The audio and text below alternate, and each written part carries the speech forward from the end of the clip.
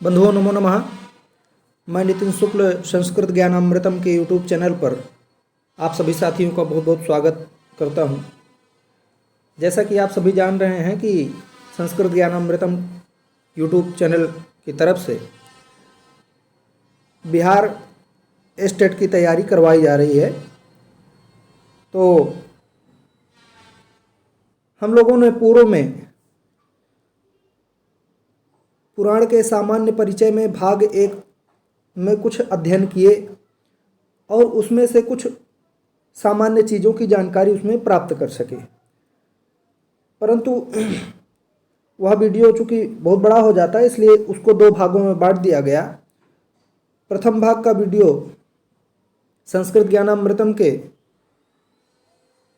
Playlist में जाएंगे तो वहाँ पर उपलब्ध है। इसके डिस्क्रिप्शन बॉक्स में भी मैं वह वीडियो उपलब्ध करवा दूंगा। दूसरा यह है कि आज हम लोग पुराणों का विस्तृत अध्ययन करेंगे, परंतु जो पूर्व में हम लोग पढ़े हैं एक बार उसको अगर देख लिया जाए तो हम लोग ये पढ़े थे कि पुरा भौम पुराणम, इस प्रकार जो है जो प्राचीन हो जाता है या प्राचीन घटनाएं जिसमें वर्णित होती हैं उसको पुराण कह देते हैं।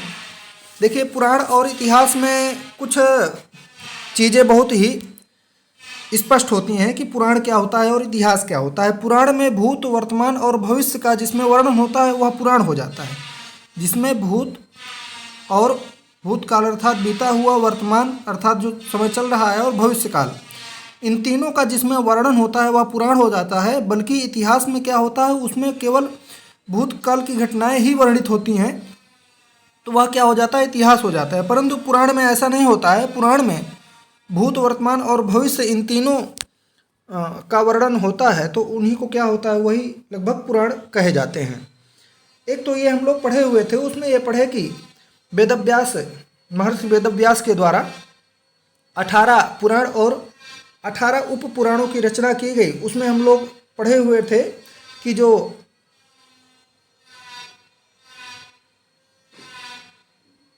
जो 18 पुराण हैं उनमें उनका एक श्लोक प्राप्त होता है, मद्वयम भद्वयम चैव व्रतत्रयम व चतुष्टयम अनापलिंग कुष्कानि पुराणानि पृथक पृथक। इस प्रकार बताया गया है कि मकार से 2 पुराण जो है प्राप्त होते हैं, मत्स्य पुराण और मार्कंडेय पुराण। भद्वयम भवर्ण से 2 पुराण उत्पन्न प्राप्त होते हैं। कौन कौन से?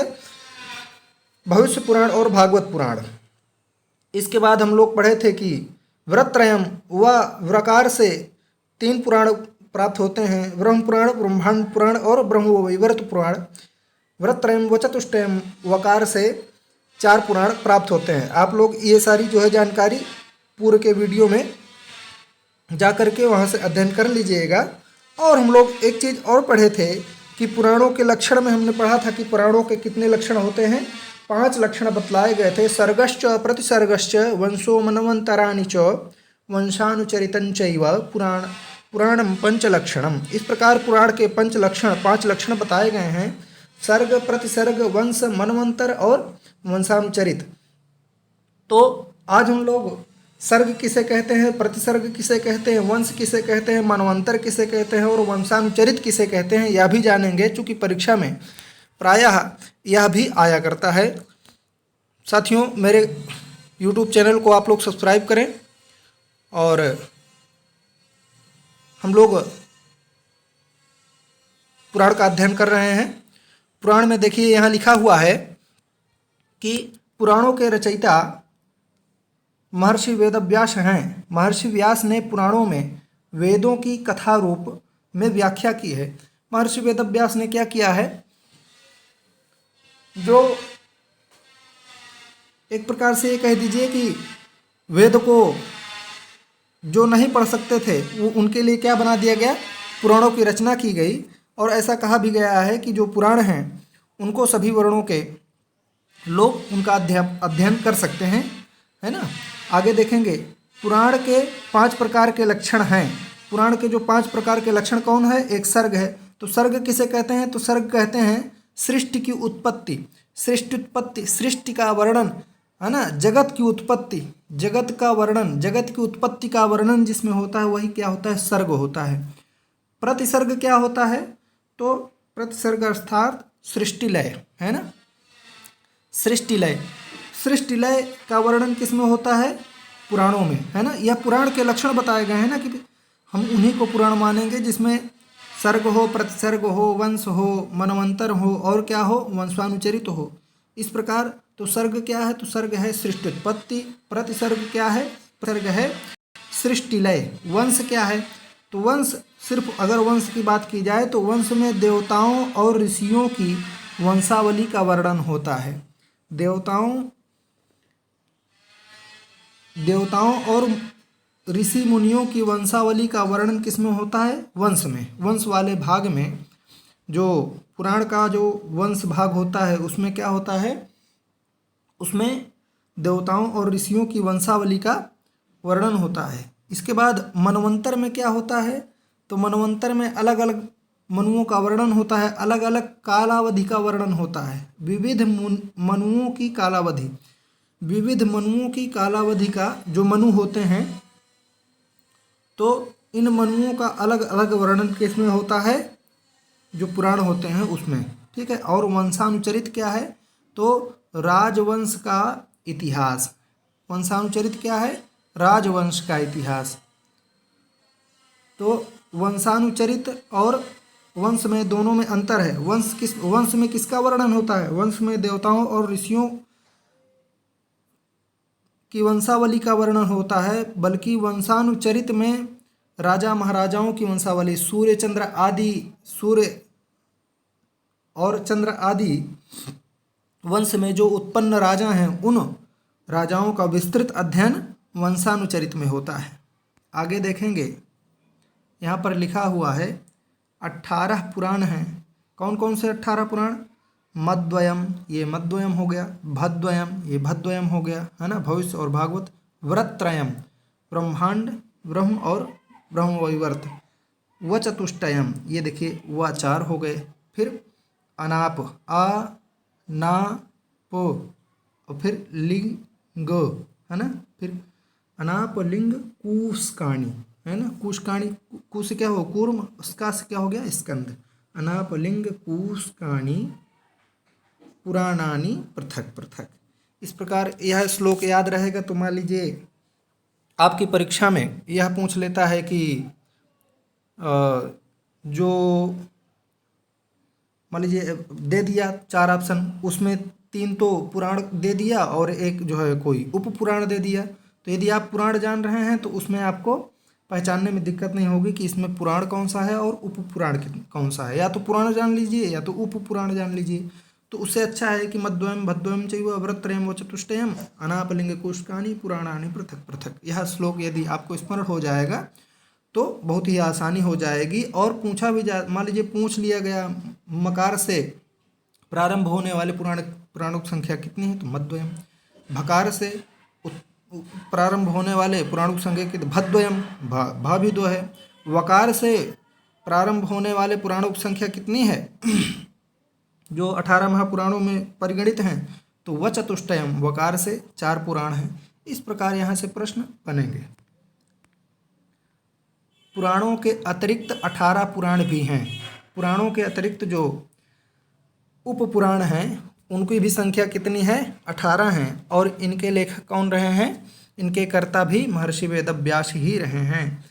अष्टादशोपपुराणानि लिखा हुआ है यहाँ पर, 18 उपपुराणानि, यहाँ देख लेंगे लिखा है 18 उपपुराणानि, 18 गुण संधि हो गई। यहाँ देखेंगे कि 18 पुराणों में, उप पुराणों में कौन कौन से पुराण हैं। पहला हो गया सनत कुमार, दूसरा कौन सा हो गया, सांब, तीसरा हो गया स्कंद, चौथा हो गया नरसिंह, पांचवा हो गया नारदीय पुराण, छठा हो गया कौन सा, कपिल पुराण। इसके बाद कालिका हो गया, फिर वामन हो गया, फिर वारुणम हो गया, फिर ब्रह्मांडम हो गया, फिर 11वां कौन हो गया, शिवधर्म पुराण हो गया। इसके बाद 12वां आश्चर्य पुराण हो गया, फिर इसके बाद औसनस पुराण हो गया, फिर 14 नंबर सौर पुराण हो गया। 15 नंबर कौन सा हो गया? माहेश्वर पुराण। 16 नंबर पराशर पुराण। और 17वां नंबर कौन सा है? मारीचम पुराण। और 18वां नंबर किसका है? भार्गव पुराण। इस प्रकार ये जो पुराण हैं उनके 18 उप पुराण यहाँ पर आप लोग देख रहे हैं। हम लोग जो 18 पुराण हैं उनमें यह जो श्लोक प्राप्त होता है मद्वयम भद्वयम चैव व्रतत्रयम व चतुष्टयम, इसके अनुसार हम लोग देखेंगे तो सबसे पहले जो श्लोक हम लोगों को प्राप्त होता है जो मद्वयम अर्थात मार्कंडेय और मत्स्य, तो पहले हम लोग मार्कंडेय पुराण को देखेंगे। बताया जा रहा है कि इस पुराण में देवी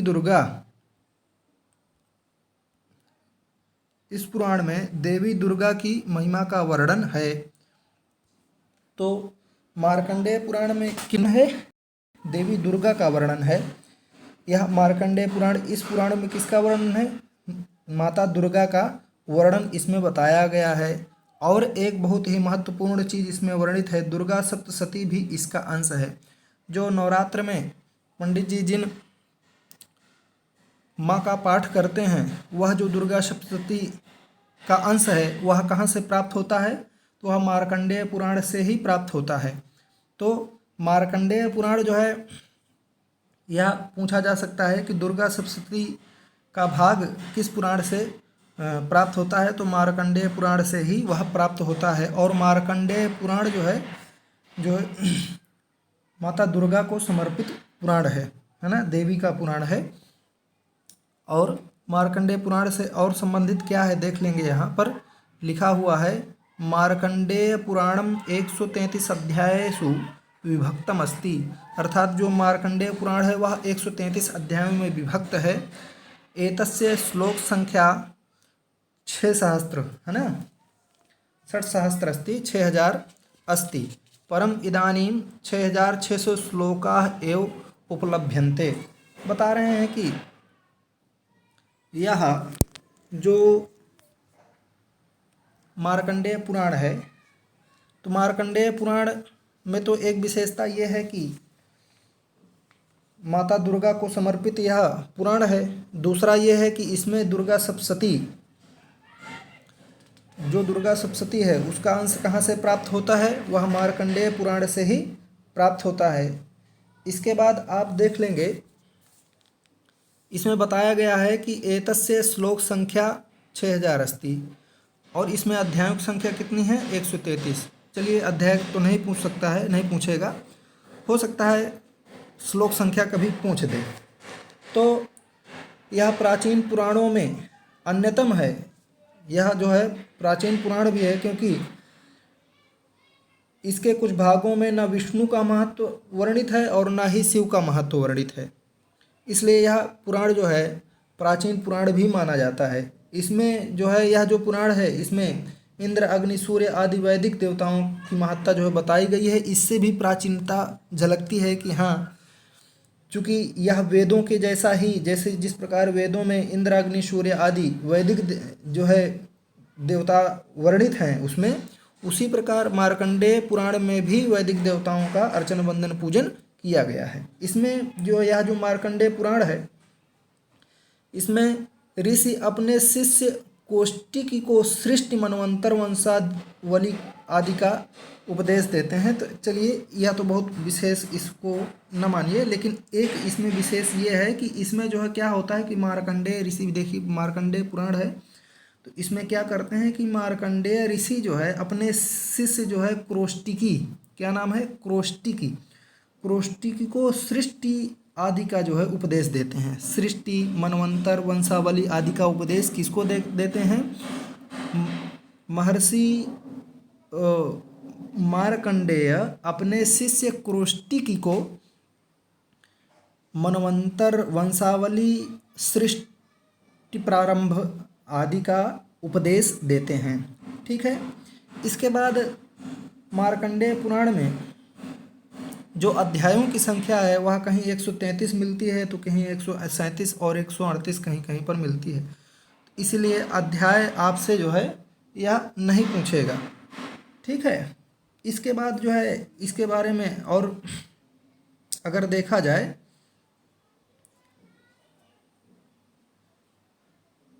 जो इसमें श्लोकों की संख्या है उसमें भी अलग अलग जो है मत हैं। कहीं कहीं पर 6,000, कहीं कहीं पर 6,500, कहीं कहीं पर 7,000 और कहीं कहीं पर 9,000 श्लोक भी प्राप्त होते हैं। तो श्लोक संख्या भी नहीं पूछेगा उसमें। हाँ, लेकिन एक चीज़ इसमें पूछ लेगा कि दुर्गा सप्तशती कहाँ से उद्धृत है, तो मार्कंडेय पुराण से उद्धृत है। मार्कंडेय जो ऋषि हैं वो अपने शिष्य क्रोष्टिकी को किस पुराण का उपदेश देते हैं, तो मार्कंडेय पुराण का उपदेश देते हैं। ये चीज़ें बहुत ही सही हैं और यहाँ से प्रश्न आएगा भी।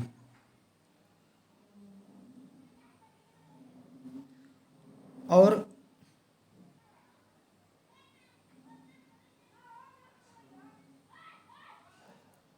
आगे देखेंगे, यहाँ से इतना ही प्रश्न बनेंगे।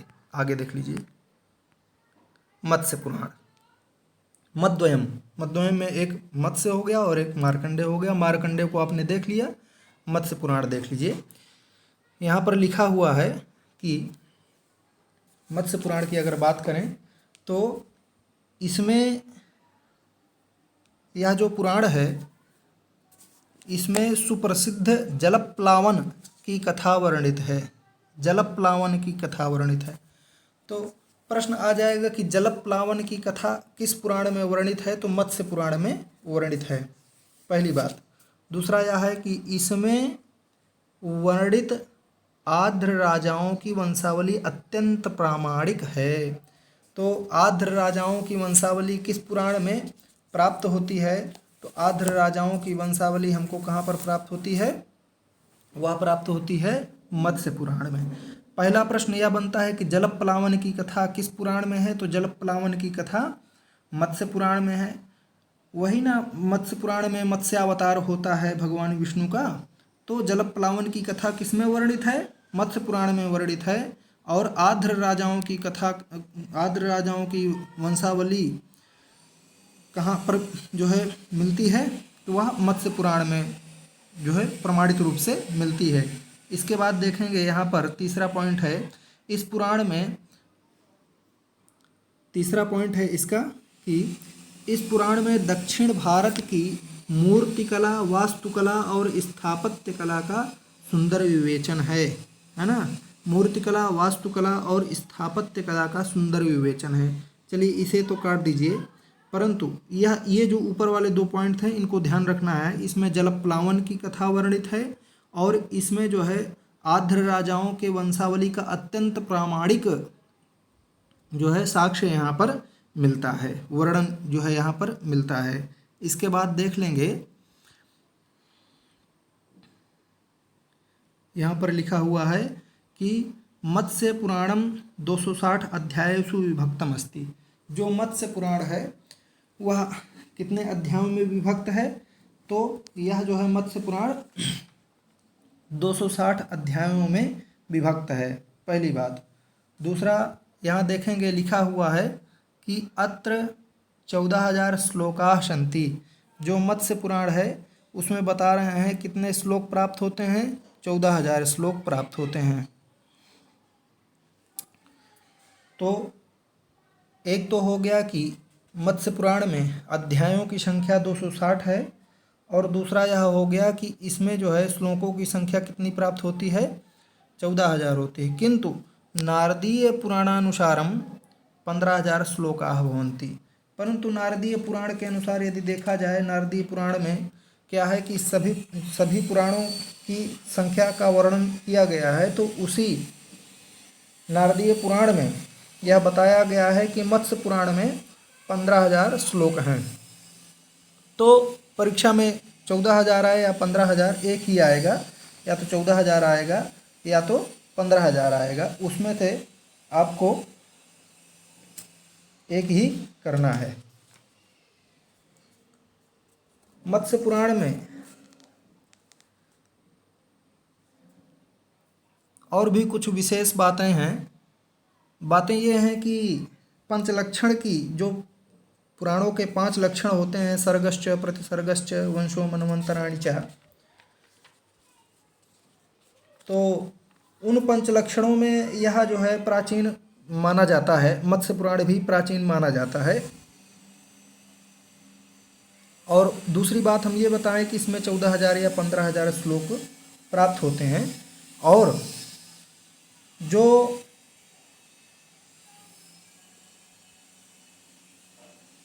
अध्यायों की संख्या है उसमें थोड़ा सा विवादास्पद भी है कि इसमें कितने अध्याय हैं। कहीं पर 251 अध्याय भी प्राप्त होते हैं, लेकिन जो हमें प्राप्त हुआ 260 अध्याय वो यही है।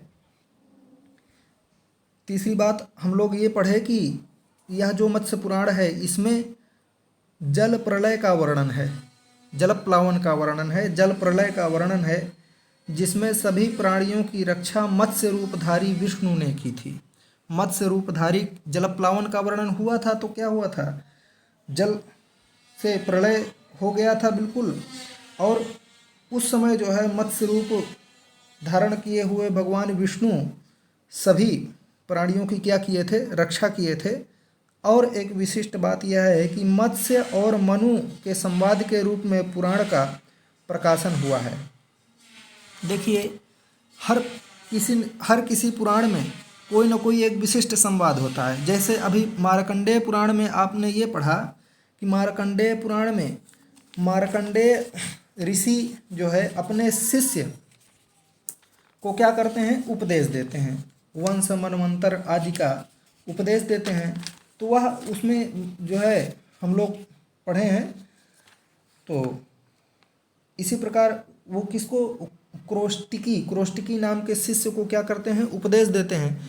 इसी प्रकार यह जो मत्स्य पुराण है, इस मत्स्य पुराण में भी मत्स्य और मनु के संवाद के रूप में पुराण का प्रकाशन हुआ है। मत्स्य और मनु का संवाद है इसमें, किसमें, मत्स्य पुराण में मत्स्य और मनु का संवाद है। ठीक है।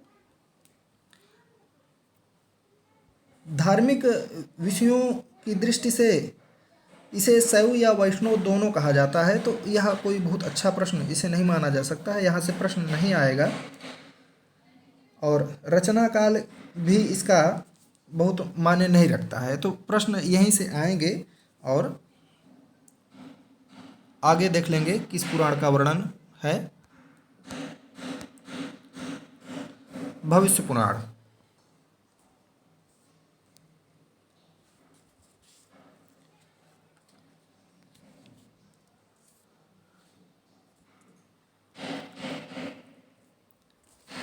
भविष्य पुराण में देखेंगे, यहाँ लिखा हुआ है, इस पुराण में भविष्यवाणियाँ की गई हैं, है ना।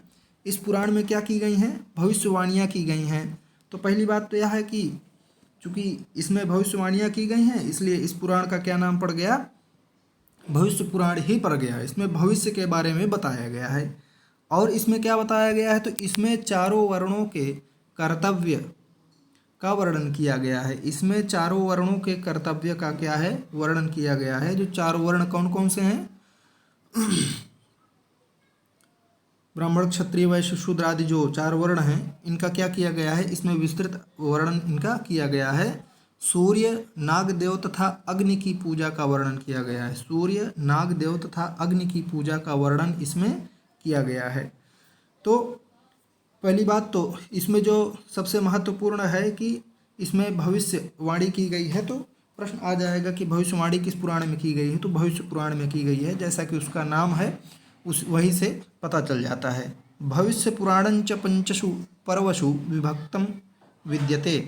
जो भविष्य पुराण है वह कितने भागों में विभक्त है, तो पंचसु पर्वसु, पर्वों में विभक्त है ना। देखिए क्या होता है कि अलग अलग विभक्ति जो विभक्त होते हैं उसमें भी किस में विभक्त हैं, अध्याय में विभक्त है कि स्कंध में विभक्त है ना, कि अंश में विभक्त है कि पादों में विभक्त है। जैसे अष्टाध्यायी क्या है, अष्टाध्यायी अध्याय हैं और उसमें क्या है, पाद हैं अलग अलग। इसी प्रकार आप देखेंगे तो जो पुराण है, जैसे भागवत पुराण है, उसमें वह स्कंधों में विभक्त है ना। तो इसी प्रकार जो यह जो भविष्य पुराण है यह किसमें विभक्त है? यह पर्वों में विभक्त है ना। कोई संहिता में विभक्त है, कोई अध्याय में विभक्त है, कोई पर्व में विभक्त है, कोई पाद में विभक्त है, कोई स्कंद में विभक्त होता है, तो कोई अंश में विभक्त होता है। किसी पुराण का कोई खंड में विभक्त होता है, कोई ग्रंथ होता है वह भागों में विभक्त होता है। इसी प्रकार अलग अलग जो है उसके खंड हुआ करते हैं, अलग अलग उसके अध्याय हुआ करते हैं, उसी में वह विभक्त होता है, उसका विभाजन उसी में होता है। तो यह इसका जो भविष्य पुराण का विभाजन हुआ है वह पर्व में विभाजित है। और इसमें कितने पर्व हैं? उसमें इसमें 5 पर्व जो है हैं। कौन? एक ब्राह्म पर्व, एक वैष्णव पर्व, एक शैव पर्व और सौर पर्व और प्रतिसर्ग पर्व। इस प्रकार ये 5 पर्व माने गए हैं। पर्वों के नाम तो नहीं पूछेगा, लेकिन यह पूछा जा सकता है कि भविष्य पुराण जो है किसमें विभाजित है? भविष्य पुराण किसमें विभाजित है? पर्व में विभाजित है, स्कंद में विभाजित है, कि पाद में विभाजित है, कि संहिता में विभाजित है, कि अध्याय में विभाजित है? तो यह जो है किसमें? पर्व में विभाजित है। और इसमें कितने पर्व हैं? तो पर्वों की संख्या है पंचशु, अर्थात 5 पर्व हैं। ठीक है। इसमें यह जो भविष्य पुराण है इसमें अध्यायों की संख्या लगभग 605 बताई जाती है। नारदीय पुराण के अनुसार जो है इसमें 14,000, मत्स्य पुराण के अनुसार इसमें 14,05,000 मत्स्य पुराण।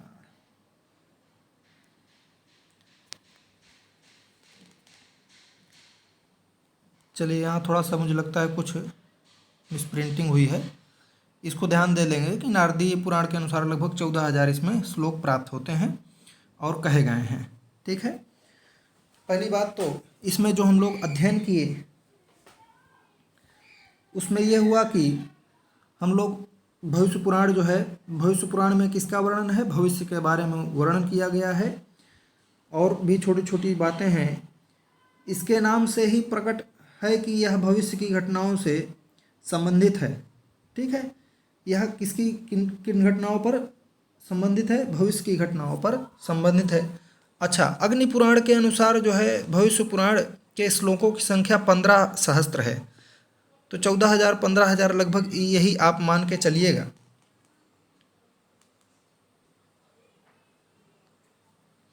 और यह जो भविष्य पुराण है वह किस में विभक्त है? वह पर्वों में विभक्त है। इसमें ब्राह्मण धर्म, आचार, वर्णाश्रम आदि धर्म, देखिए पुराणों में ये इन सभी का वर्णन खूब विस्तृत से होता है, अच्छे से होता है।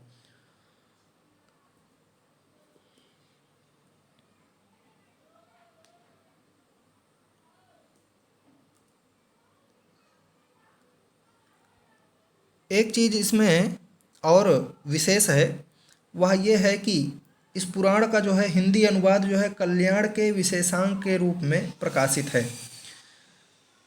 इसका हिंदी भविष्य पुराण का जो हिंदी अनुवाद है वह कल्याण नामक कल्याण के नाम से प्रकाशित है। ठीक है। यह विशेष है, इसको ध्यान रखिएगा। यह भी पूछ सकता है कि भविष्य पुराण का हिंदी अनुवाद किस नाम से है? तो कल्याण के नाम से है। और यही इसमें विशेष है, आप लोग ध्यान दीजिएगा। भागवत पुराण देखेंगे। बंधुओं, जो भागवत पुराण है वह स्कंधों में विभक्त है और हमारे समाज में भागवत और रामायण का बहुत ज़्यादा प्रचलन है।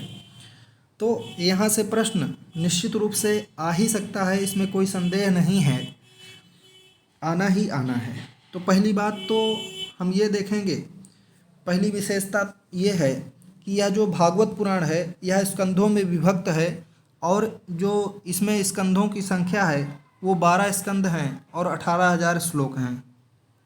और यह वैष्णवों का सर्वाधिक लोकप्रिय पुराण है। वैष्णव संप्रदाय के अनुयायियों का, वैष्णवी लोगों का, जो भगवान विष्णु को मानने वाले हैं, ऐसे वैष्णवी लोगों का बहुत ही लोकप्रिय पुराण है और इस पुराण में 12 स्कंद हैं। यह बहुत ही इम्पोर्टेंट है, बहुत ही ध्यान दीजिएगा, यहाँ से प्रश्न आता ही आता है। और इसमें श्लोकों की संख्या कितनी है? 18,000। अन्य पुराणों के श्लोकों की संख्या ना याद होगी तो वह चल जाएगा, परंतु यदि भागवत पुराण के श्लोक की संख्या आपको स्मरण नहीं है तो आप बता दें कि यह बहुत ही पूछने वाला प्रश्न है। तो इसमें जो स्कंद हैं वह स्कंद जो है कितने हैं? 12 स्कंद हैं और 18,000 श्लोक हैं। और अध्यायों की संख्या यहाँ नीचे देखेंगे 335 अध्याय हैं। अध्याय कितने हैं? 335 अध्याय हैं। वैष्णव आचार्यों ने प्रस्थानत्रयी के समान भागवत पुराण को भी अपना उपजीव्य माना है। यह आप लोग देख लेंगे, इसमें तो नहीं लिखा है, यहाँ देख लेंगे। पहले यहाँ देख लेंगे जो लिखा हुआ है, मैं उसको बता देता हूँ कि वैष्णव इसे पंचम वेद मानते हैं। वैष्णव इसे क्या मानते हैं? पंचम वेद मानते हैं। किसको? भागवत पुराण को। इस पुराण में विष्णु के अवतारों का वर्णन किया गया है। यह पुराण विद्वानों के पांडित्य की कसौटी मानी जाती है।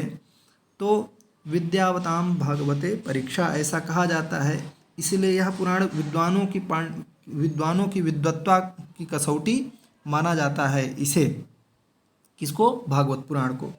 और भागवत के 10वें स्कंध में गीतों का बाहुल्य है। भागवत के 10वें स्कंध में, यह ध्यान दीजिएगा कि इसमें गीत भी पूछ सकता है कि गोपी गीत कहाँ पर, किस पुराण में प्राप्त होता है। तो गोपी गीत कहाँ प्राप्त होता है? वह भागवत पुराण में प्राप्त होता है। इसके बाद वेणु गीत कहाँ प्राप्त होता है? भागवत पुराण में।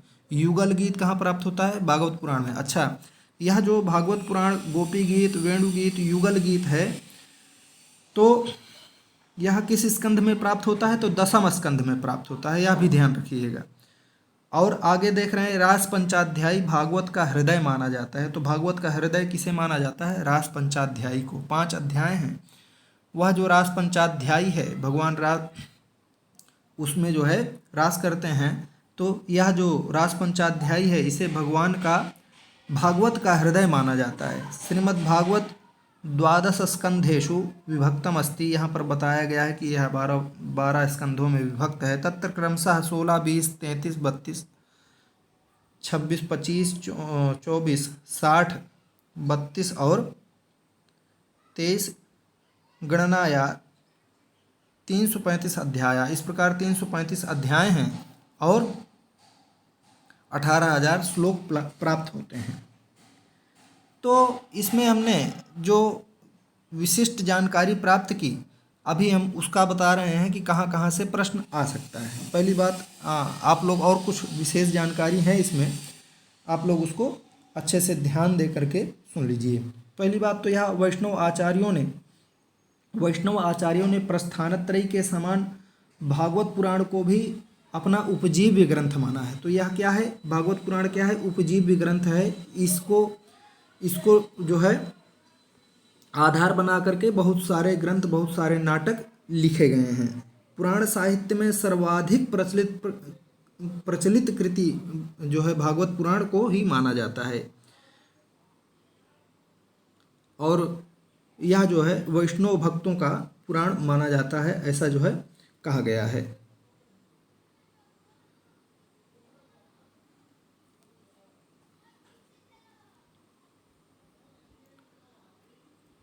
इसमें जो है बहुत ही एक श्लोक प्रसिद्ध है। वैसे तो भागवत जी के सभी श्लोक बहुत ही अत्यंत प्रसिद्ध हैं, उसमें से इसे दर्शनों का जो है सार कहा जाता है तथा विद्वानों का परीक्षा स्थल कहा जाता है। निगम कल्प तरोर गलितम फलम, इस प्रकार इसमें कहा गया है। और विद्यावताम भागवते परीक्षा, यह भी इसमें कहा गया है। ठीक है, विद्यावताम भागवते परीक्षा जो है कहा जाता है कि विद्वानों की किसमें परीक्षा होती है? वह भागवत में ही परीक्षा होती है। यह जो श्रीमद् भागवत है, इसी में श्री कृष्ण को ही ब्रह्म, परमात्मा और भगवान बताया गया है। भागवत जी में 12 स्कंद हैं, 335 अध्याय हैं और 18,000 श्लोक प्राप्त होते हैं। इसका जो एक और विशेष है इसमें, वह ये है कि जो इसका 10वां स्कंद है, जो इसका 10वां स्कंध है वह बृहत्तम भाग है, सबसे बड़ा भाग है। भागवत जी का, भागवत पुराण का जो सबसे बड़ा भाग है वह अध्याय, वह कौन सा स्कंद है? 10वां स्कंद है, उसमें 90 अध्याय प्राप्त होते हैं। और इसकी कुछ टीकाएं भी प्राप्त होती हैं, और टीकाओं में कुछ विशेष टीकाएं हैं, जैसे रामानुजमत में सुदर्शन सूर्यकृत जो है सुख पक्षीय टीका है, एक सुख पक्षीय टीका प्राप्त होती है, जो रामानुज मत में जो है सुदर्शन सूर्यकृत है। सुदर्शन सूर्य के द्वारा एक सुख पक्षीय टीका लिखी गई है, जो भागवत पुराण पर वह टीका लिखी गई है। और एक जानकारी और श्रीधरकृत टीका, श्रीधरी टीका उसको बोलते हैं, तो श्रीधर के द्वारा वह की गई है और उसका नाम है श्रीधरी, ठीक है, वह भागवत जी पर ही लिखी गई है। इस प्रकार हम लोग इसमें ये जानकारी प्राप्त की है। आगे देखेंगे ब्रह्मांड पुराण।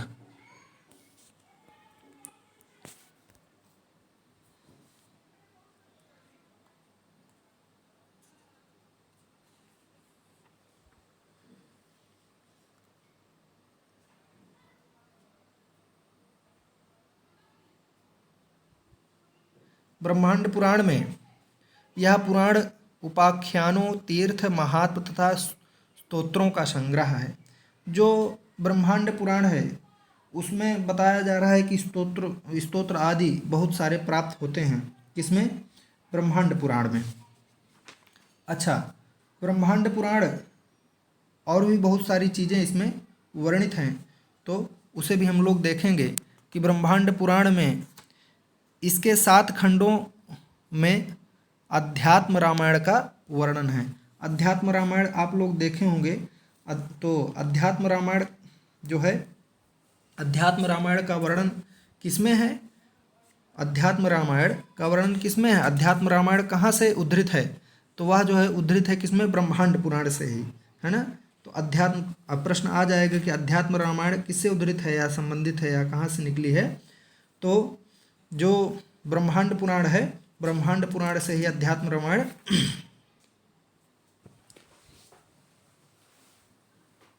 का जन्म हुआ है।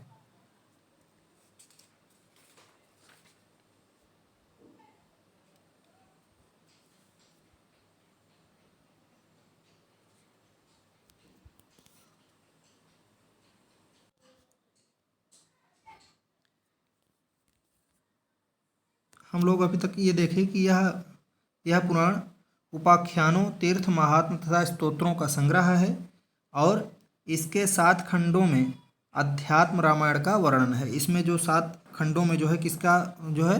अध्यात्म रामायण का वर्णन है। आगे देखेंगे, ब्रह्मांड पुराणस्यापि वायु पुराणात् चतुर्षु पादेषु विभाजनम जातमस्ति। जिस प्रकार वायु पुराण के 4 भाग हैं, उसी प्रकार जो ब्रह्मांड पुराण है उसके भी 4 भागों में यह विभक्त है। प्रथम भाग प्रक्रियापाद, द्वितीय, यहाँ देखेंगे जो प्रथम है वह क्या है? प्रक्रियापाद, और जो द्वितीय है वह अनुषंगपाद, और जो तीसरा है वो उपोद्घातपाद, और चौथा क्या है? उपसंहारपाद। अत्र प्रथमं पादद्वयं पूर्वभागम उच्यते, तृतीय पादो मध्यम भागः। जो बता रहे हैं कि अत्र प्रथमम पादद्वय, ये जो पादद्वय हैं अर्थात प्रथम और द्वितीय पाद हैं, तो प्रथम और द्वितीय पाद को पूर्व भाग बोला जाता है, और तृतीय पादों मध्यम भाग, तृतीय पाद को अर्थात उपोद्घात पाद को मध्यम भाग बोला जाता है, और चतुर्थ पाद जो है, इस चतुर्थ पाद को उत्तर भाग बोला जाता है। तो प्रथम पाद और द्वितीय पाद को क्या बोला जाता है? पूर्व भाग बोला जाता है। तृतीय पाद को मध्यम भाग बोला जाता है, और चतुर्थ पाद को क्या बोला जाता है? उत्तर भाग बोला जाता है।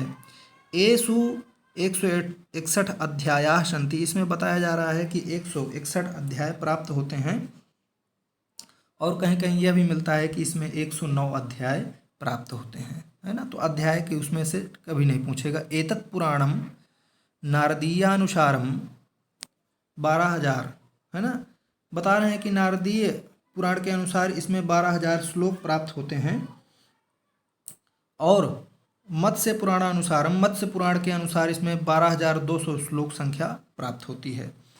तो इसमें जो है हम लोग जो विशिष्ट जानकारी प्राप्त हुई वह यह है कि यह स्तोत्रों का एक अच्छा संग्रह ग्रंथ है, जिसमें काफ़ी स्तोत्र जो है इसमें हमको प्राप्त होते हैं। दूसरा ये है कि यह 7 खंडों में अध्यात्म रामायण का इसमें वर्णन है।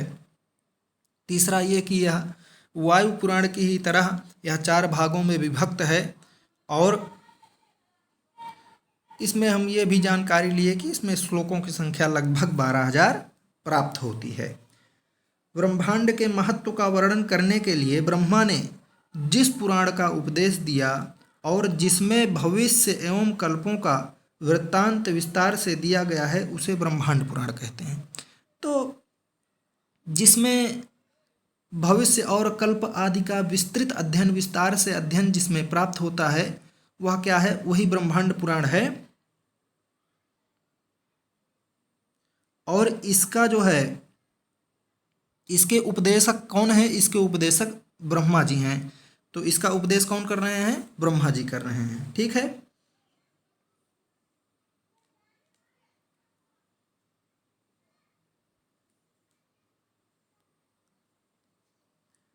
इसमें क्या होता है, इस पुराण में नचिकेता की कथा को विस्तृत रूप से देकर नचिकेतोपाख्यान के रूप में प्रस्तुत किया गया है। नचिकेता की कथा का जो है वर्णन किसमें है, तो यही जो ब्रह्मांड पुराण है, ब्रह्मांड पुराण में ही नचिकेता की कथा का वर्णन भी प्राप्त होता है।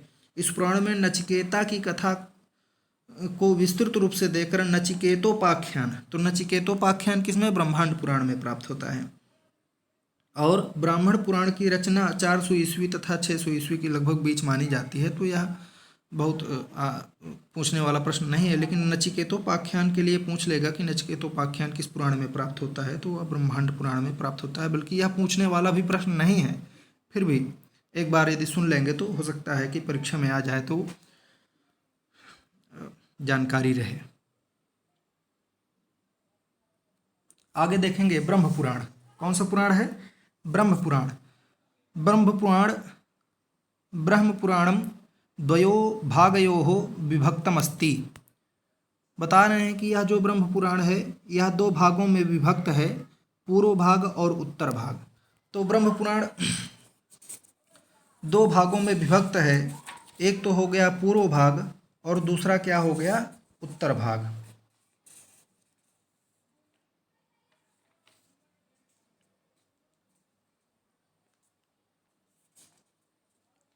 आगे लिखा है उभयत्र 245 अध्यायाः सन्ति। उभयत्र अर्थात इन दोनों भागों को अगर देखा जाए तो इसमें कितने अध्याय प्राप्त होते हैं, 245 अध्याय इसमें प्राप्त होते हैं। किसमें, ब्रह्म पुराण में। और नारदीय पुराण के अनुसार यदि देखा जाए तो इसमें 10,000 श्लोक प्राप्त होते हैं और मत्स्य पुराण के अनुसार देखा जाए तो इसमें 13,000 श्लोक प्राप्त होते हैं। नारदीय पुराण के अनुसार, इसको याद आपको रखना पड़ेगा, याद रखना चाहिए ब्रह्म पुराण के बारे में।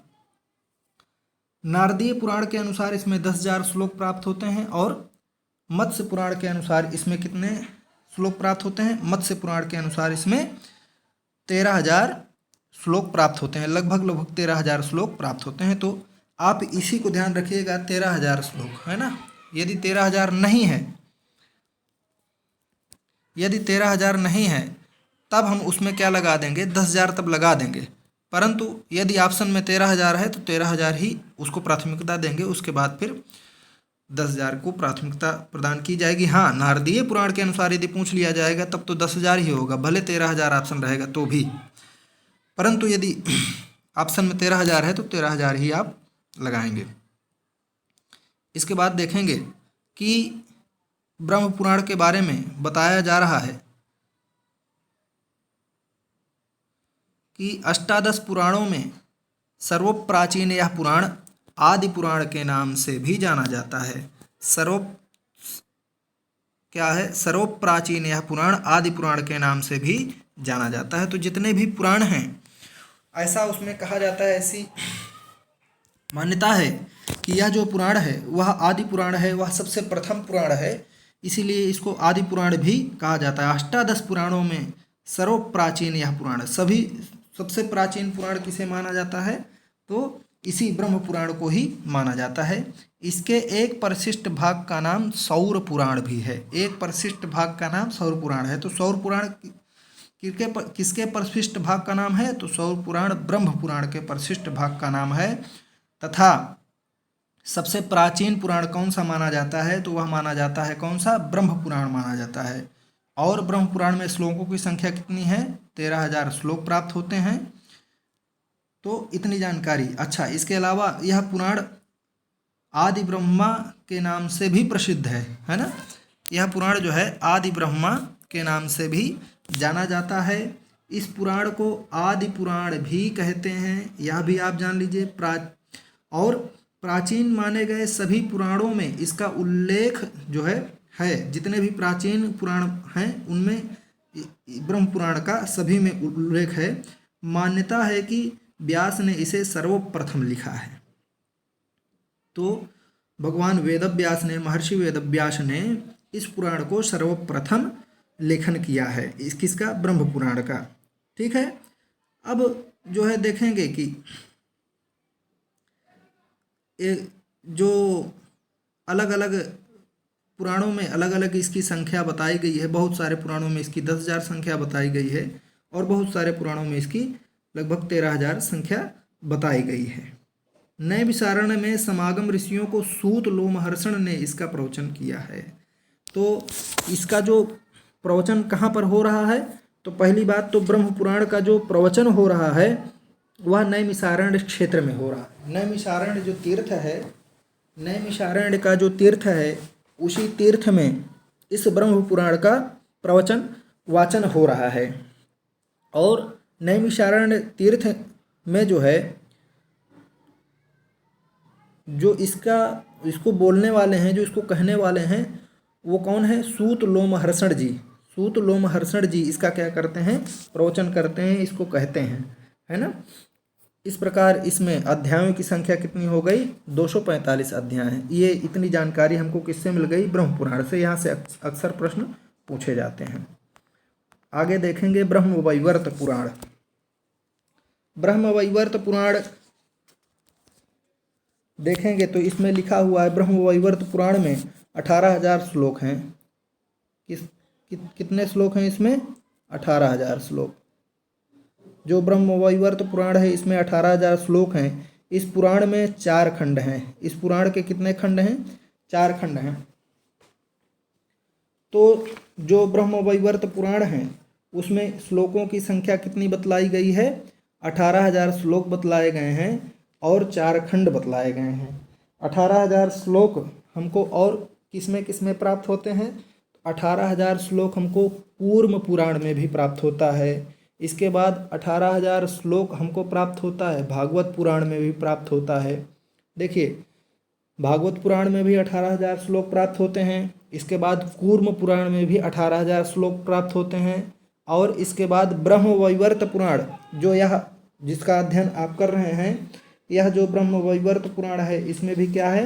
18,000 श्लोक प्राप्त होते हैं। तो एक हो गया कूर्म पुराण और एक हो गए भागवत पुराण और यह हो गया ब्रह्म वैवर्त पुराण। इसमें कितने श्लोक प्राप्त होते हैं? 18,000 श्लोक प्राप्त होते हैं। तो ब्रह्म वैवर्त पुराण जो है, और किसमें 18,000 श्लोक प्राप्त होते हैं? सभी पुराणों में यदि देखा जाए तो गरुड़ पुराण में भी क्या होता है? गरुड़ पुराण में भी 18,000 श्लोक प्राप्त होते हैं। किसमें? गरुड़ पुराण में। तो एक हो गया एक हो गया कूर्म पुराण, एक हो गया भागवत पुराण, एक हो गया ब्रह्म वैवर्त पुराण, और जो चौथा हो गया वह हो गया गरुड़ पुराण। ठीक है। इन सभी में कितने श्लोक प्राप्त होते हैं? तो इन सभी में 18,000 श्लोक प्राप्त होते हैं। अब हम आगे देखेंगे, आगे इसमें क्या लिखा हुआ है। यहाँ पर देखेंगे, ब्रह्म वैवर्त पुराणम चतुर्षु खंडेषु विभक्तम अस्ति। जो यह ब्रह्म वैवर्त पुराण है यह कितने खंडों में विभक्त है? 4 खंडों में, खंड में विभाजन इसका हुआ है, तो खंडों में विभक्त है। ब्रह्मखंड और प्रकृति खंड और गणेश खंड और श्री कृष्ण जन्म खंड। इस प्रकार यह 4 खंडों में विभक्त है। तत्र अंतिमे भागद्वयम् विद्यते पूर्व भागः उत्तर भागश्च। इस प्रकार दो दो भाग जो है, इसमें 4 खंड हैं तो दो दो भाग क्या है, पूर्व भाग और उत्तर भाग इस प्रकार विभक्त हैं, है ना।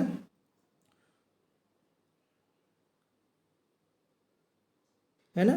तो यह जो पुराण है 4 खंडों में विभक्त है। और इसमें जो हम लोग ब्रह्मवैवर्त पुराण, यह वैष्णव पुराण है। यह कैसा है, यह वैष्णवों का पुराण है जिसमें श्री कृष्ण के चरित्र का वर्णन जो है इसमें बताया गया है और वैष्णव धर्म का इसमें विस्तृत वर्णन इसमें किया गया है। अच्छा, राधा और भगवान कृष्ण की लीला का वर्णन भी इसमें जो है प्राप्त होता है। इसलिए यह वैष्णव संप्रदायों का उपजीव्य काव्य भी, उपजीव्य पुराण भी है ना।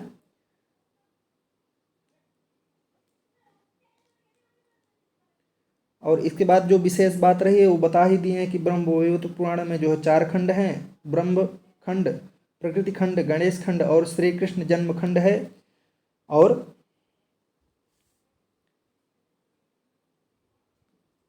एक विशेष बात यह है कि यह पुराण भी हिंदी अनुवाद के रूप में जो है रूपांतरित है और वह कल्याण के विशेषांक के रूप में प्रकाशित है। ठीक है, यह भी हिंदी रूपांतरण इसका हुआ है।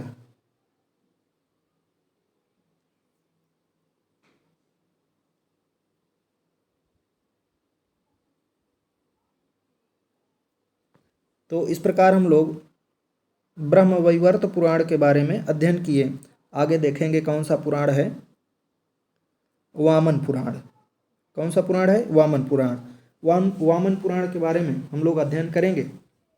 सबसे पहले तो यहाँ लिखा हुआ है उसको देख लेंगे कि वामन पुराणे द्वौ भागौ स्तः। जो वामन पुराण है उसके कितने भाग हैं, उसके 2 भाग हैं, पूर्व भाग और उत्तर भागश्च। पूर्व भाग उत्तर भागश्च, पूर्व भाग और उत्तर भाग। इस प्रकार वामन पुराण कितने भागों में विभक्त है, 2 भागों में विभक्त है। तत्र आदौ चतस्रः संहिताः सन्ति। उसमें जो पूर्व भाग है, उसमें जो पूर्व भाग है उसकी कितनी संहिताएं हैं, उसमें 4 संहिताएं हैं। माहेश्वरी संहिता और भागवती संहिता, सौरी संहिता और गाणेश्वरी संहिता च। इस प्रकार यह जो पूर्व भाग है, पूर्व भाग और उत्तर भाग 2 भागों में विभक्त है। तो पूर्व भाग में चतस्र संहिता सन्ति, उसमें जो है उसकी 4 संहिताएं हैं। अत्र 65 अध्यायाः और 10,000 श्लोकाश्च विद्यन्ते। ठीक है, इस प्रकार 65 अध्याय, कहीं पर 65 अध्याय और कहीं पर 95 अध्याय मिलते हैं तथा 10,000 श्लोक संख्या इसकी मिलती है। तो श्लोक संख्या स्मरण कर लेंगे कि इसमें 10,000 श्लोकों की संख्या है। और आगे देखेंगे, इसमें बताया गया है कि विष्णु के वामनावतार का वर्णन है इसमें यह जो वामन पुराण है इसमें क्या है, विष्णु के वामनावतार का वर्णन है। इसमें लिंग पूजा तथा शिव पार्वती के विवाह का वर्णन भी किया गया है। इसमें जो है क्या क्या है, लिंग पूजा और देख लीजिए, इसमें जो है इसमें लिंग पूजा तथा शिव पार्वती के विवाह का वर्णन भी प्राप्त होता है। तो विशिष्ट रूप से जो प्रश्न आने वाला है वह यह है कि विष्णु के वामनावतार का वर्णन किस पुराण में किया गया है, तो वह है कौन सा पुराण, वामन पुराण है। तो ग्रंथारंभ विष्णु के वामनावतार के वर्णन से होता है। वामन का अवतार होता है, जब ग्रंथ का प्रारंभ होता है तो सबसे पहले क्या होता है, भगवान विष्णु का वामनावतार होता है।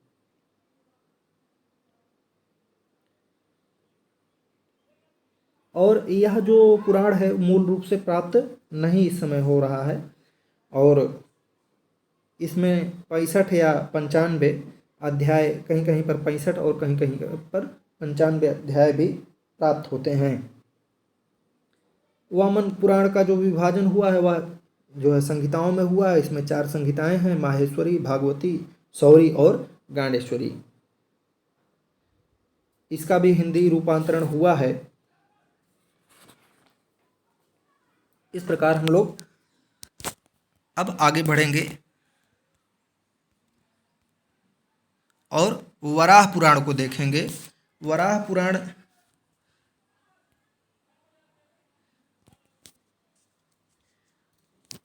के बारे में इसमें लिखा हुआ है कि इसमें विष्णु के अवतार, वाराह अवतार का वर्णन है। जो वराह पुराण है उसमें क्या है, विष्णु के वाराह अवतार का वर्णन है। नचिकेतोपाख्यान और श्राद्ध प्रायश्चित्तादि धर्मशास्त्रीय विषयों का वर्णन भी इस पुराण में प्राप्त होता है। यह जो वराह पुराण है इसमें क्या क्या प्राप्त होता है, कह रहे हैं कि नचिकेतोपाख्यान आदि भी इसमें प्राप्त होता है और श्राद्ध प्रायश्चित्तादि धर्मशास्त्रीय विषयों का वर्णन भी, जो कर्मकांडीय विषय होते हैं, जो श्राद्ध आदि विषय होते हैं, वो भी इसमें प्राप्त होते हैं। किसमें, वराह पुराण में। और वराह पुराण में क्या होता है, इसमें विष्णु के वराह अवतार का वर्णन किया गया है। इस पुराण में 218 अध्याय तथा 24,000 श्लोक प्राप्त होते हैं। जो वराह पुराण है, वराह पुराण में कितने श्लोक प्राप्त होते हैं, तो 24,000 श्लोक प्राप्त होते हैं और 218 अध्याय अर्थात अध्याय में विभक्त है, तो इसमें 218 अध्याय प्राप्त होते हैं। 217 या 218, कहीं कहीं पर 11,000 श्लोक भी प्राप्त होते हैं और कहीं कहीं पर 24,000 श्लोक भी प्राप्त होते हैं। वराह पुराणस्यापि विभाजनम भागद्वये जातमस्ति। बता रहे हैं कि वराह पुराण का भी विभाजन 2 भागों में किया गया है, पूर्व भाग और उत्तर भाग। इसमें जो अत्र 218 अध्याय और 24,000 श्लोका सन्ति, वही बात बताई गई है। तो इसमें जो विशेष रहा है वो यह है कि इसमें विष्णु के वराह अवतार का वर्णन किया गया है और इसमें एक विशेष घटना घटित होती है कि पाताल लोक से पृथ्वी का उद्धार करके इस पुराण का प्रवचन किया गया है। इस पुराण का जो प्रवचन किया गया है वह इस प्रकार है कि पाताल लोक से पृथ्वी का उद्धार किया जाता है भगवान वराह के द्वारा, और उसी का इसमें प्रवचन किया गया है। यह वैष्णव पुराण है, फिर भी दुर्गा, शिव एवं गणेश आदि की कथाएं इसमें विस्तृत रूप से पाई जाती हैं। वराह पुराण में जो है 24,000 श्लोक प्राप्त होते हैं, हम लोग देखे हैं। इसमें कहीं कहीं पर ऐसा भी मिलता है कि 11,000 श्लोक भी प्राप्त होते हैं और इसमें श्लोक जो अध्यायों की संख्या है लगभग 218 है।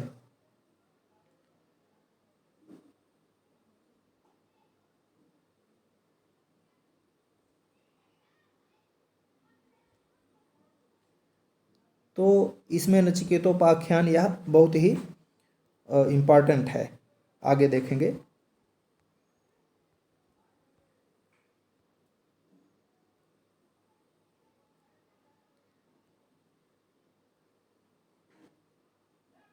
जी, यहाँ पर लिखा हुआ है विष्णु पुराणम भागद्वय विभक्तमस्ति। विष्णु पुराण भी भागद्वय अर्थात 2 भागों में विभक्त है, पूर्व भाग उत्तर भागश्च। पूर्व भाग और उत्तर भाग में तत्र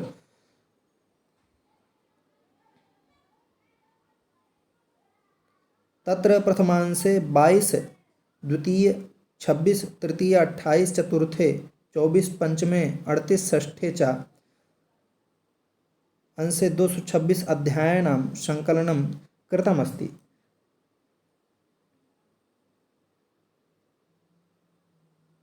और आगे देखेंगे, यह विशेष नहीं है, इसको आप समझने का वो मत करिए। एकमात्र पुराण जिसमें पुराणों के 5 लक्षण घटित होते हैं, इसमें 6 खंड हैं। पहली बात, यह खंडों में विभक्त है। विष्णु पुराण बहुत ही इम्पॉर्टेंट। इसके बाद यह जो है इसमें 6 खंड हैं और यह पूर्व भाग और उत्तर भाग 2 उसमें विभक्त है। और इसमें कितने खंड हैं, इसमें 6 खंड हैं। और एकमात्र यह एक ऐसा पुराण है जिसमें सर्गश्च प्रतिसर्गश्च वंशो मनवंतराणि च, और इसमें जो है वो 5 लक्षण इसमें घटित होते हैं, जो सर्गश्च प्रतिसर्गश्च वंशो मनवंतराणि च वंशानुचरितं चैव पुराणं पंचलक्षणम। इस प्रकार जो पुराण के 5 लक्षण सर्ग, प्रतिसर्ग, वंश, मनवंतर और वंशानुचरित बताए गए हैं, वह एकमात्र एक ऐसा यह पुराण विष्णु पुराण है जिसमें ये 5 लक्षण परिघटित होते हैं।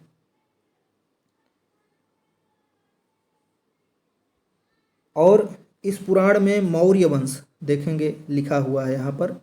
इस पुराण में मौर्य वंश के राजाओं का प्रामाणिक विवेचन है। इस पुराण में, विष्णु पुराण में मौर्य वंश है ना, तो प्रामाणिक विवेचन भी इसमें विष्णु पुराण में वर्णित है। तो प्रश्न आ सकता है, सबसे पहला प्रश्न यही बनेगा कि वह एक ऐसा कौन सा पुराण है जिसमें पुराण के 5 लक्षण परिघटित होते हैं। तो वह कौन सा पुराण है? विष्णु पुराण है। और विष्णु पुराण में मौर्य वंश के राजाओं का प्रामाणिक विवेचन किसमें है? तो विष्णु पुराण में है। यह भागवत पुराण का तृतीयांश मात्र है। यह क्या है? भागवत पुराण का तृतीयांश मात्र है। और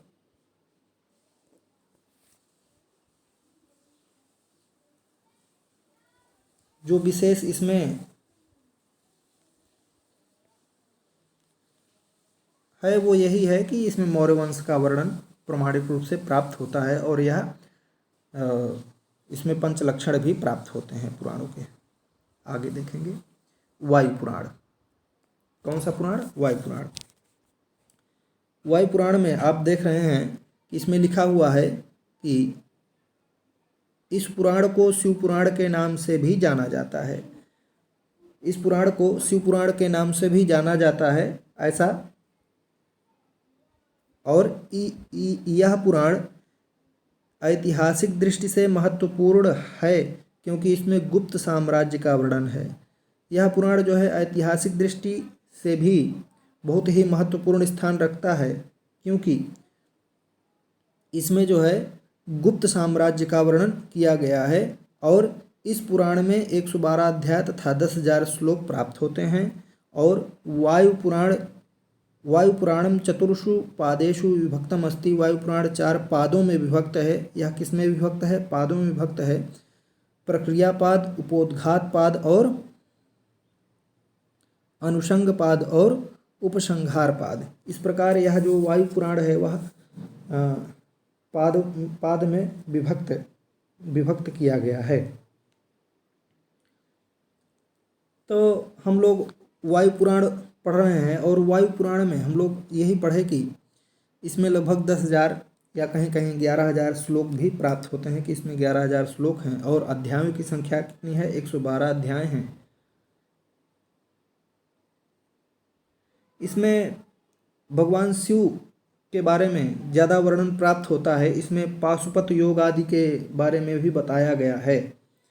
और यह जो पुराण है इसमें शिव का वर्णन होने से बहुधा इसे शिव पुराण से अभिन्न जो है समझते हैं, किंतु शिव पुराण एक पृथक ग्रंथ है ऐसा भी लिखा हुआ मिलता है। वायु पुराण एक दूसरा है और शिव पुराण एक पृथक ग्रंथ है, पुराण है ऐसा भी है। तो आप लोग यही समझिएगा कि वायु पुराण से पृथक शिव पुराण है। ठीक है, आगे देखेंगे अग्नि पुराण।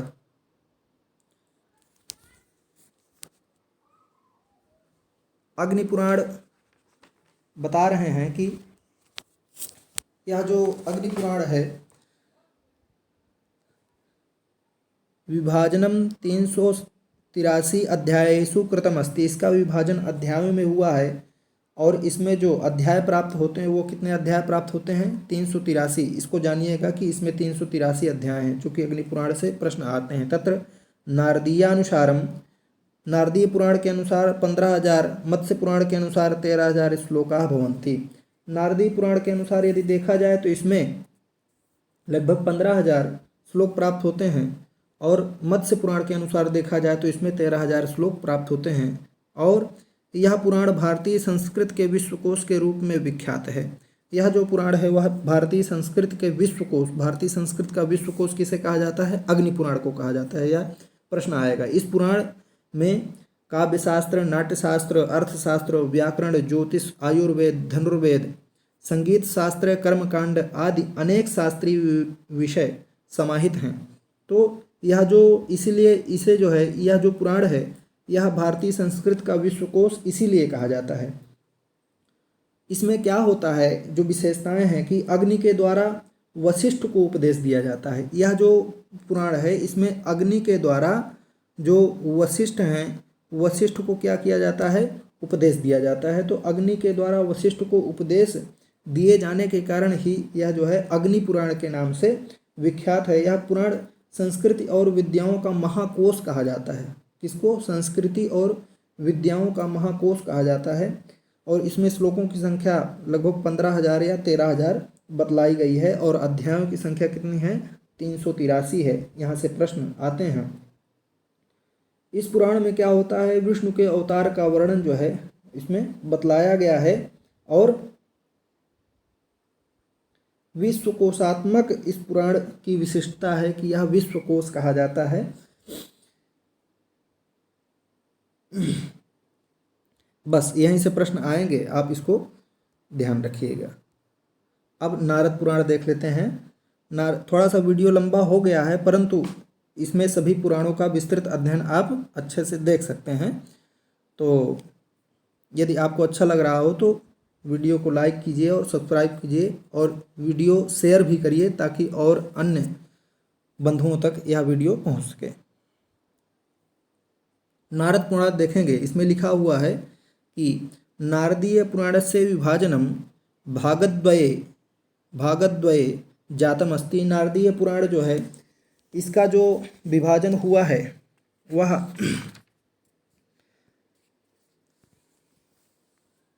कैसे हुआ है, इसका दो भागों में विभाजन हुआ है, पूर्व भाग और उत्तर भाग। तत्र पूर्व भागस्य 4 पादाः। इसमें जो पूर्व भाग है उसमें 4 पाद हैं, 125 अध्यायाः, 125 अध्याय हैं। उत्तर भागे च 207 अध्याय है ना। पूर्व पाद में कितने अध्याय हैं? 125 और उत्तर भाग में कितने हैं? 207। इस प्रकार 25,000 श्लोका सन्ति। जो नारद पुराण है उसमें कितने श्लोक प्राप्त हो जाते हैं? 25,000 श्लोक प्राप्त होते हैं। इस पुराण को बृहन नारदीय पुराण भी कहा जाता है। तो नारद पुराण का अन्य नाम और क्या है? बृहन नारदीय पुराण भी इसे कहा जाता है। और इसमें वैष्णवों के व्रतों एवं उत्सवों का वर्णन विस्तृत रूप से प्राप्त होता है। इस पुराण में 18,000 श्लोक प्राप्त होते हैं। इस पुराण में कितने श्लोक प्राप्त होते हैं? 18,000 श्लोक प्राप्त होते हैं। तो इसमें जो विशेषता है, जहाँ से प्रश्न पूछने वाला है वो यही है कि इसमें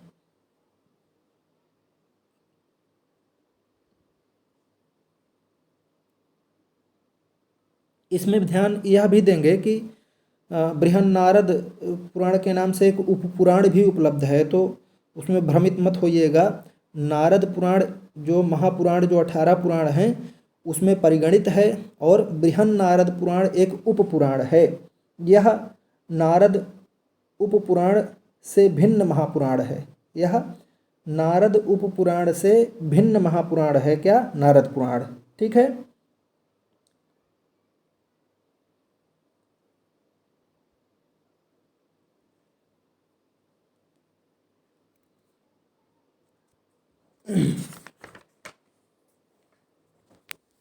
ठीक है, आगे देख लेंगे।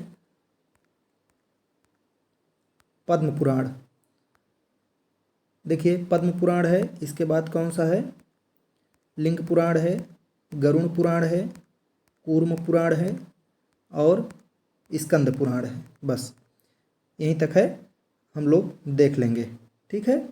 गरुण पुराण हो गया है, गरुण पुराण नहीं हुआ है अभी। हम लोग अभी पढ़ रहे थे किसको?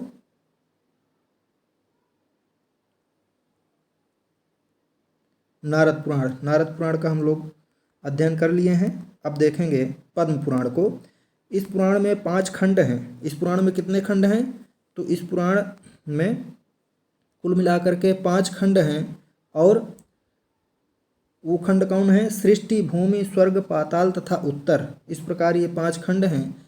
कालिदास के रघुवंश तथा अभिज्ञान शाकुंतल की कथा वस्तु इसी पुराण से गृहीत है। यह जो पद्म पुराण है उसमें जो कालिदास के द्वारा रघुवंश लिखा गया और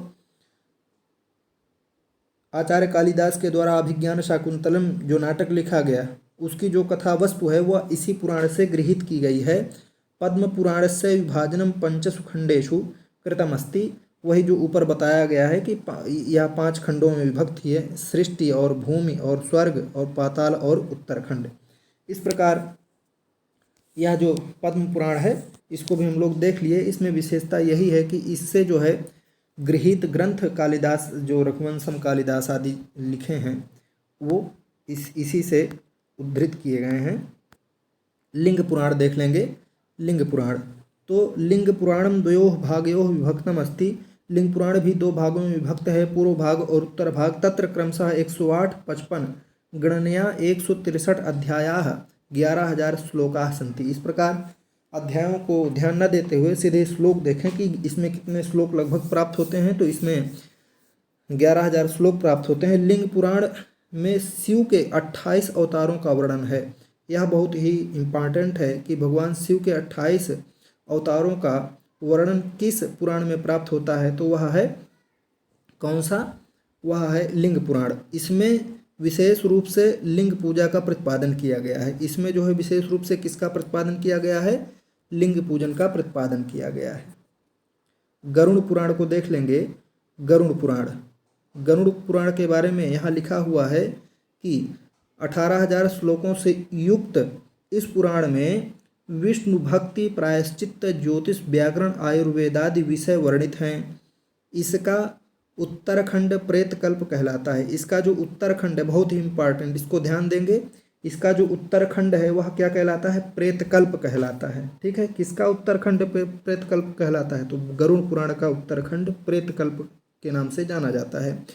गरुड़ पुराण से विभाजनम, इसको देखेंगे। गरुड़, ये वाला गरुड़ पुराण से विभाजनम खंडद्वये जातमस्ति। पूर्वखंड और उत्तरखंड 2 खंडों में यह इसका विभाजन किया गया है। अत्र उत्तरखंडस्य प्रेतकल्प इत्यपि नामांतरमस्ति। यह जो उत्तरखंड है यह प्रेतकल्प के नाम से जाना जाता है।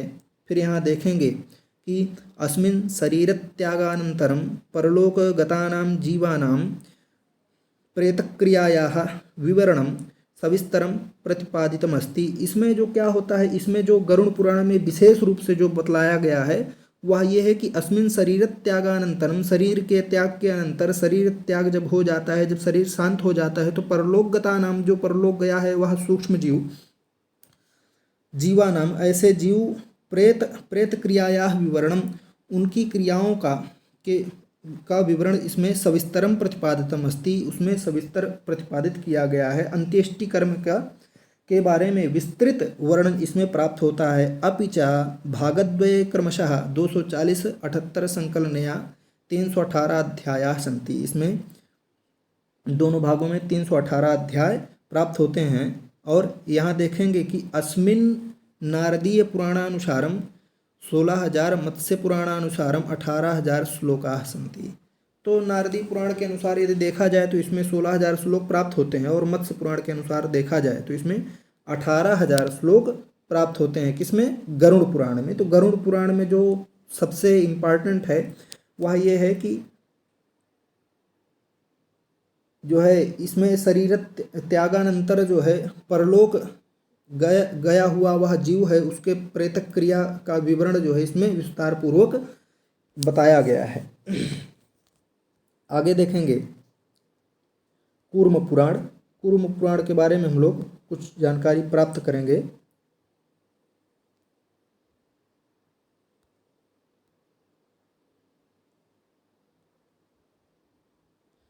कूर्म पुराणे अपि चतस्रः संहिताः सन्ति। कूर्म पुराण में भी बता रहे हैं कि यह संहिताओं में विभक्त है, और इसमें संहिताओं की संख्या जो है कितनी है? वह 4 है।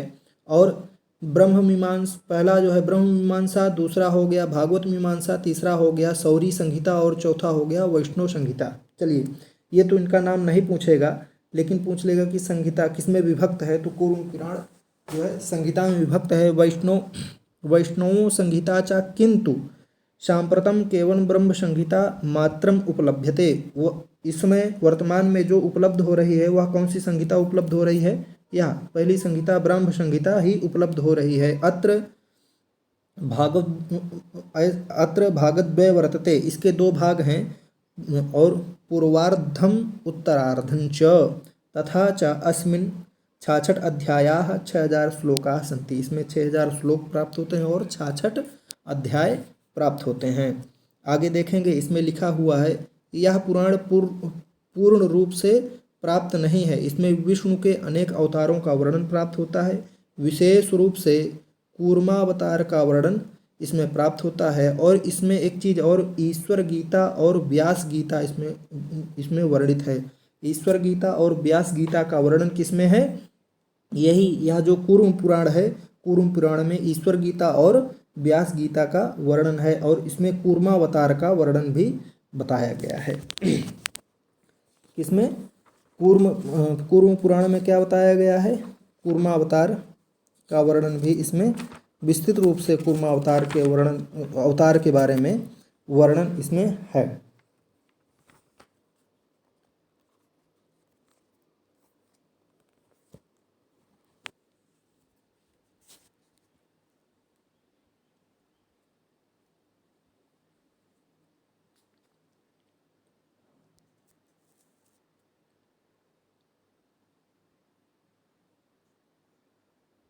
आगे देख लेंगे।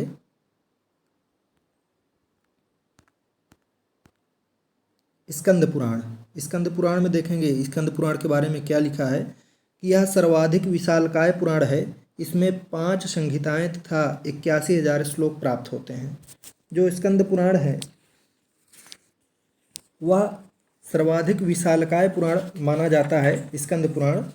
और भगवान शिव के पुत्र स्कंद है ना, भगवान जो शिव हैं उनके पुत्र का क्या नाम है? स्कंद नाम है। और स्कंद अर्थात कार्तिकेय या सुब्रह्मण्य है ना, सुब्रह्मण्य भी इनको कहा जाता है और कार्तिकेय भी कहा जाता है। इन्हीं का नाम स्कंद है। यह जो स्कंद हैं वो भगवान शिव के पुत्र हैं और उन्हीं पर आश्रित यह स्कंद पुराण है। भगवान शिव के पुत्र कार्तिकेय पर आश्रित, स्कंद पर आश्रित यह पुराण है, इसलिए इस पुराण का नाम स्कंद पुराण पड़ गया।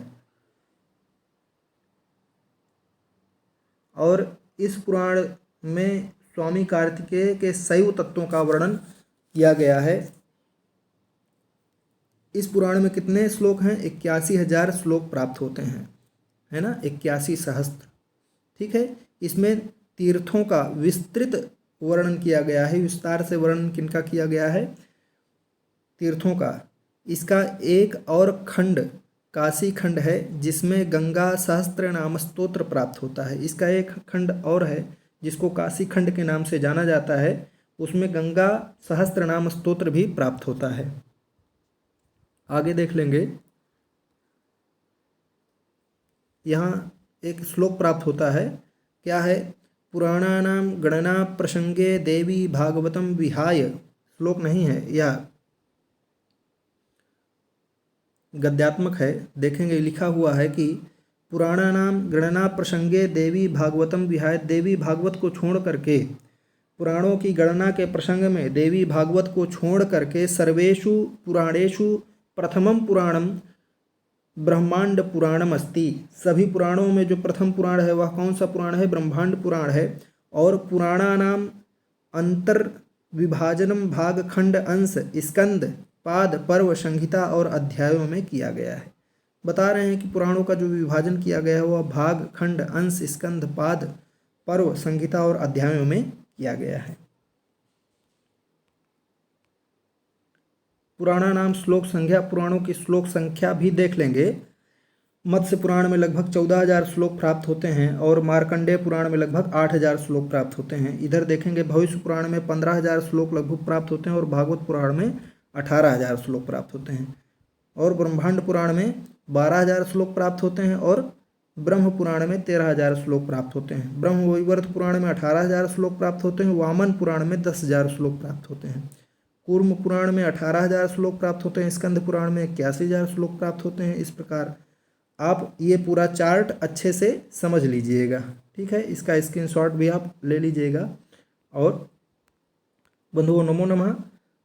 इसी के साथ पुराणों का के सामान्य परिचय का यह वीडियो समापन हो रहा है। हालांकि थोड़ा सा लंबा वीडियो बन गया है, फिर भी आप यदि अध्ययन करेंगे तो पुराण का जो भाग है वह पूरा कंप्लीट हो जाएगा एक ही वीडियो में। वीडियो को लाइक करें, सब्सक्राइब करें चैनल को, और इस वीडियो को ज़्यादा से ज़्यादा शेयर करें ताकि सभी बंधुओं के पास यह उपलब्ध हो सके। बहुत बहुत धन्यवाद।